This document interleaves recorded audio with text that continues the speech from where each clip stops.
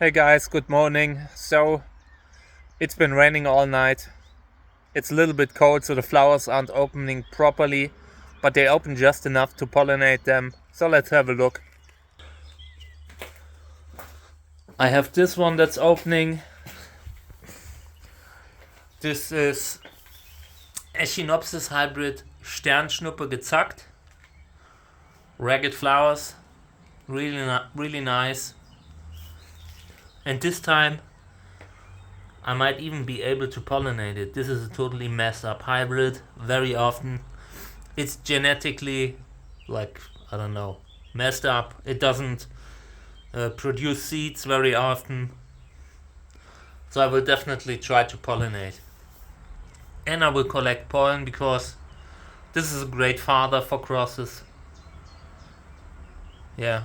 In the back there's this Flying Saucer Paul Ehrlich hybrid that's still open after 3 days or so. It isn't a good sign. Usually it means that the flower isn't pollinated yet. I pollinated with Trichocereus arboricola. Yeah, and it probably didn't like the pollen. But that's how it is sometimes. And then I have this one. This is Loxanthocereus Loxanthinopsis hybrid by Andreas Wessner. Label is 41 2013. I have no idea what the parents are, but this is one of my favorite Loxanthocereus hybrids. Very beautiful flower. This looks just great. Very unusual, flower structure, composition, I like it. I will also collect pollen here. I have a few plants that I want to pollinate this with. And this plant is flowering a lot every year in multiple flushes. So I'm very happy to have it. Maybe I'll remove a pup or two to make sure that I don't lose the plant, because last year or 2 years ago this one looked really nasty. You can still see some of the remnants. This was a fungal problem, I think, that had to do with a poor spot. You need to use a very sunny spot for these. They do not tolerate the cold winter the same way most of my Trichocereus do. So after I've chosen a good sunny spot for this one, it turned around and the plant looked healthy again. Let's walk around, check some stuff. Here's I made a few cuttings and put them in sand, and it's been raining so bad that it was basically a swimming pool. So now I've put it sideways just so it doesn't rain anymore.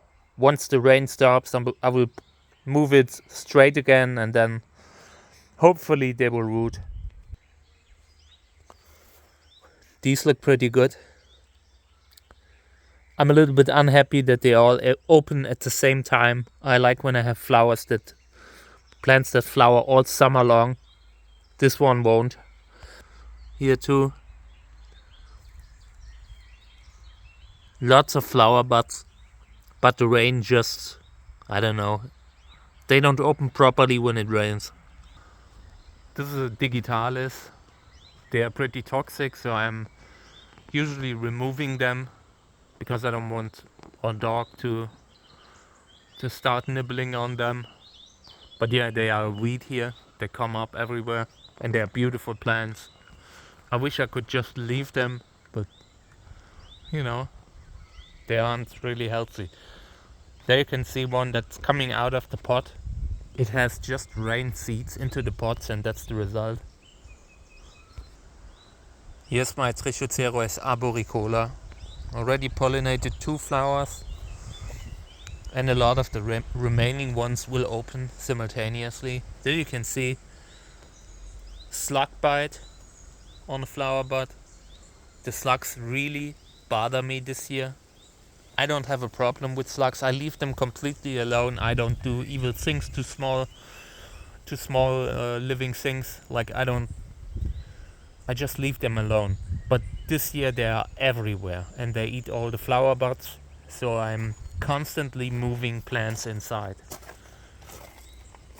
I have a few more that are still outside, but the moment the flower buds are big enough to be eaten, I move them inside. Just with Arboricola, this plant flowers so tremendously, so excessively, that I don't care. It's just, it never stops flowering. This is an amazing plant. Yeah. Over here, this is a Arboricola hybrid, and this is a slug bite. I need to cut this off because they have eaten a hole into it, and if I don't do anything, it will cause an infection and turn and go way down. So I need to remember that I wanted to cut this one today. Check out how crazy the weeds have grown in the last months. It's insane. Like these are nettles, very doesn't feel nice to remove them, but I have to sometimes. Over here, this is Robinia pseudoacacia, my arch enemy, my nemesis. These are terrible weeds, and yeah, they have been introduced here a few hundred years ago, and they go completely crazy in my garden. I remove them every year and they come back terribly. It's crazy. It's really, really crazy.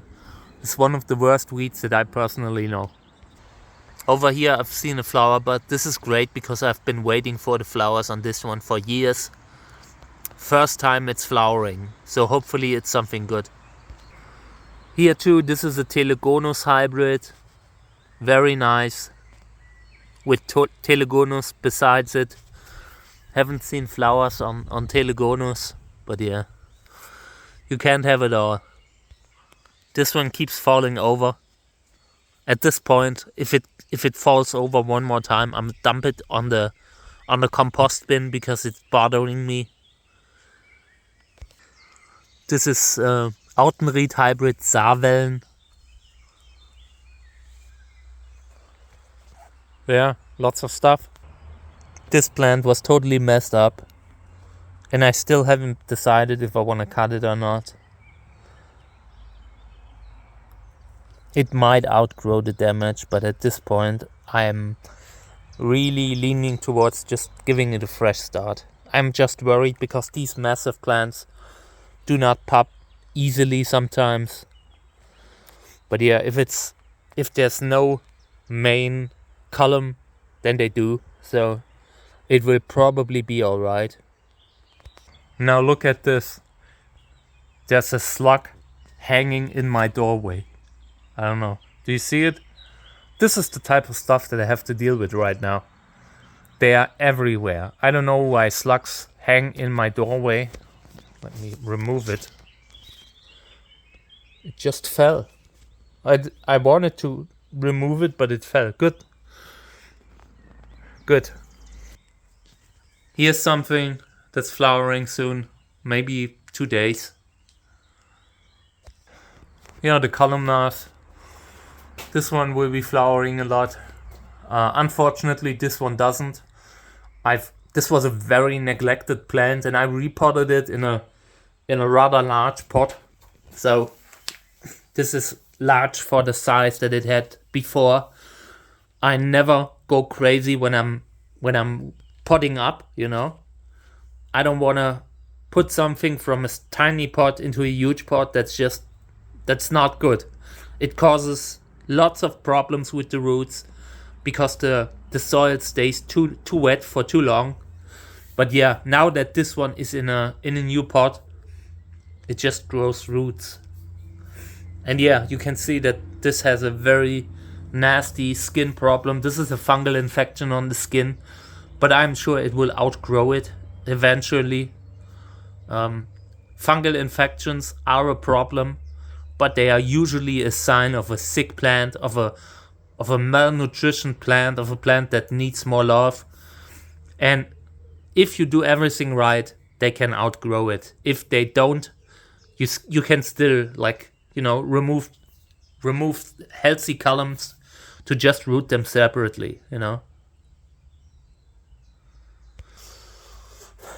Yeah, no flowers yet, which is sad, but it happens with these crests. They take very long to flower.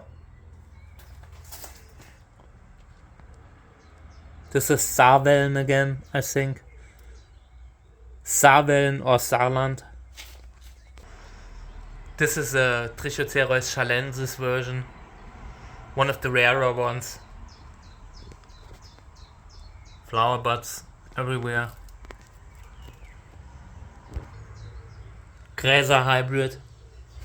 Check out this plant, it's a nightmare. It's a spiny nightmare. And check out this majestic spider that protects it. Yeah, this is a huge Gräser hybrid that I bought a few years ago, I don't know, 6, 7, and it went completely crazy. There are pups everywhere, and it's such a nasty plant to repot that I just leave it alone. I don't want to touch it. I'm scared because last time I moved this plant, it really hurt me. Check this out. This is a validus, a variegated validus, and I could not believe that it's flowering. It's perfect. This is crazy. I will probably have to rotate the pot a little bit to the right so the flower can open properly, and I want to film it, you know. But this is great.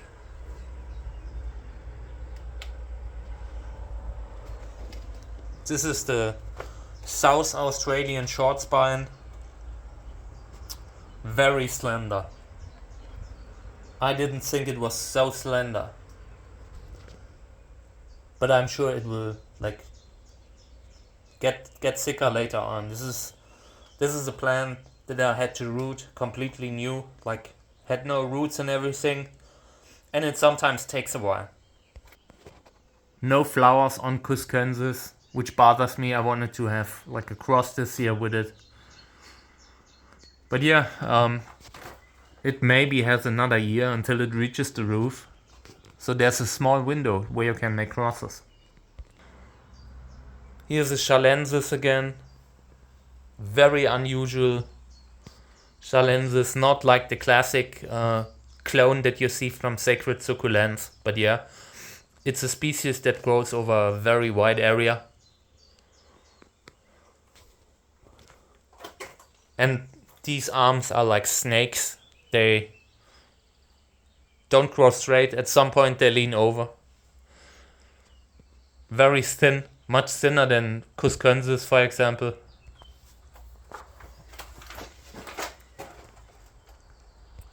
This is a Pachanoid telegonoides hybrid. Massive. Flying saucer. I will probably repot this plant this year, after the flowering. For now I'll just leave it alone. It's just too heavy. This is Fulvillanus, Trichocereus fulvillanus. Plant from the Deserticola group. Trichocereus deserticolus, Echinopsis deserticola. Now in, I think, Leucostele, if I remember correctly. Alright, I think this is enough for today. Tomorrow there will be another video. Oh wait, I have something that I want to show you.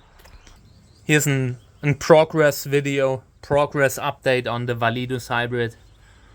Flower has grown a little bit and it looks white on the first view, so I don't have a lot of hopes that this one will come out colorful, but yeah, we'll see. Alright guys, thank you for tuning in, I appreciate it. You can support the channel at patreon.com/cactusjerk. Seeds available at trichocereus.net. Take care.